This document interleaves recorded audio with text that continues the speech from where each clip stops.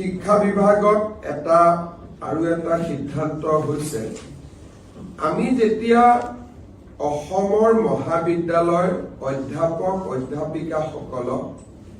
career advancement স্কিমৰ অধীনত আমি promotion দিছিলোঁ এই প্ৰমোশনৰ date of effect from date of notification আছিলে অৰ্থাৎ যিদিনাখন আমি নটিফিকেশ্যন কৰিছিলোঁ সিদিনাখনৰ পৰাই তেওঁলোকৰ প্ৰমোশন কাৰ্যকৰী হৈছে কিন্তু যদি আন এটা দৃষ্টিভংগীৰে চাব যাওঁ তাত আৰু এটা ডেট থাকে ডেট অফ ইলিজিবিলিটি ধৰক 2022তে তেওঁলোক ইলিজিবল হ'ল গভৰ্ণমেণ্টে 25ত দিলে দৰমহা 25ৰ পৰা পালে প্ৰমোশন 25ৰ পৰা পালে কিন্তু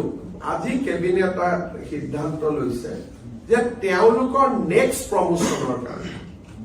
এসিস্ট্যান্ট প্ৰফেসৰ এসোসিয়েট হ'ব এসোসিয়েট প্ৰফেসৰ হ'ব নেক্সট প্ৰমোশনৰ কাৰণে আমি ডেট অফ নটিফিকেশনটো নাচাও আমি ডেট অফ ইলিজিবিলিটিটো চাওঁ যোগ্যতা যোনদিনাখনৰ পৰা তেওঁলোকে প্ৰাপ্তি কৰিছিল ফলত কলেজৰ অধ্যাপক অধ্যাপিকাসকল ভিন ভিন দিনত যোগ্যতা হৈছিল কিন্তু আমি একেটা দিনত সকলোকে প্ৰমোশন দিয়াৰ কাৰণে তেওঁলোকৰ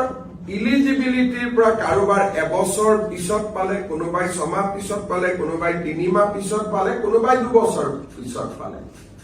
যি নহওক প্ৰমোশন এটা দিনত পালে কিন্তু সিনিয়ৰিটিটো যাতে নষ্ট নহয় নেক্সট প্ৰমোশন যাতে ডেট অফ ইলিজিবিলিটিৰ পৰা হয় তাৰ কাৰণে আজি কেবিনেটে সিদ্ধান্ত গ্ৰহণ কৰিছে